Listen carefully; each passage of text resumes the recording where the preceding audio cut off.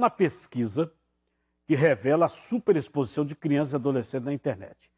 A Diana Monteiro está ao vivo, vai trazer outras informações, porque é o seguinte, o principal cuidado que os pais devem tomar para evitar que o pai, a mãe, sem saber, o filho entre num WhatsApp, num Messenger, num direct, né? No caso Facebook, Instagram, aí de repente está conversando com uma pessoa desconhecida, a pessoa está lá com um perfil falso e olha, Diana, isso a gente já fez reportagem aqui, costuma acontecer muito, né? Boa tarde para você.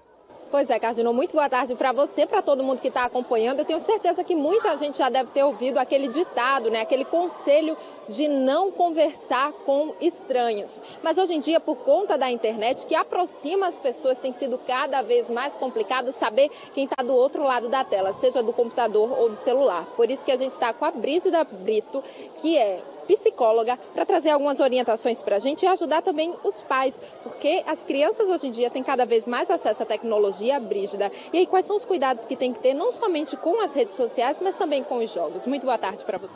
Boa tarde, Leandra.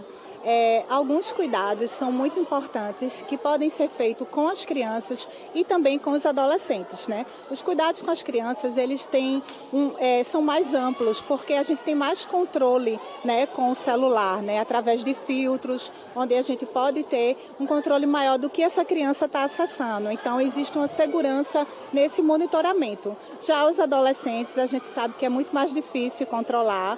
Então, uma perspectiva que a gente usa, que a gente acha muito eficiente, é apostar na orientação, né? Que esse cuidado ele seja feito, né, de uma maneira constante junto com esse adolescente, né? Através de uma conversa franca, onde esse adolescente se sinta confortável em pontuar o que está acontecendo e a maneira como ele está se expondo na internet. Proibir não é a solução, mas a gente pode citar, por exemplo, um prazo, porque a gente sabe que muitas redes sociais levam aquela norma de que tem que ter pelo menos 12 anos para criar um perfil nessa rede. Depende muito de cada família. Como é que o pai pode saber se o filho realmente está pronto para receber, então, esse acesso à internet e rede social?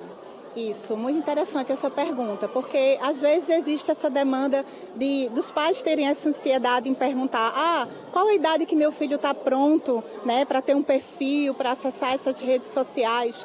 A gente não costuma estipular uma idade fixa, porque assim, a preparação de cada indivíduo é muito subjetiva, né? Isso também vai do que essa família acredita, né, de como ela se relaciona com essas demandas do mundo virtual. Então, essa escolha deve ser feita a partir dessa família, quando ela compreende que a sua criança ou seu adolescente está minimamente pronto para ter esse tipo de relação. A gente sabe que a interação está aí, não somente nas redes sociais, mas através dos jogos. Hoje em dia, as crianças, os adolescentes estão jogando e muitas vezes com outra pessoa, com outro jogador. E ali pode começar uma conversa e pode ser pessoas até mesmo adultos. Os pais têm que ter esse cuidado também.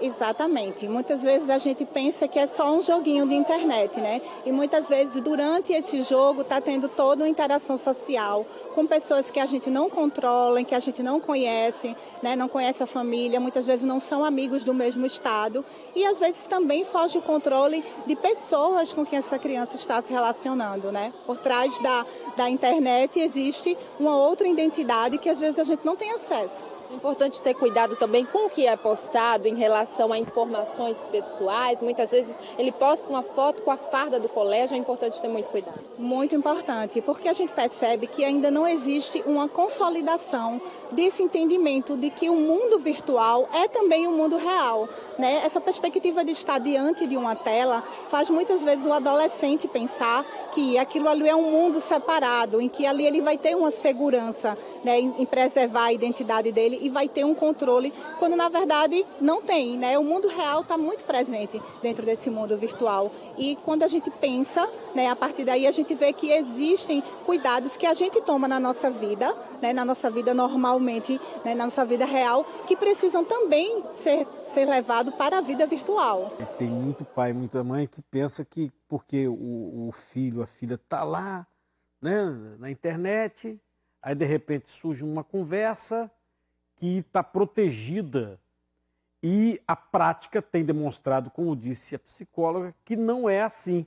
O mundo da internet, ele é real também. Ele tem seus perigos e as pessoas não se apercebem disso.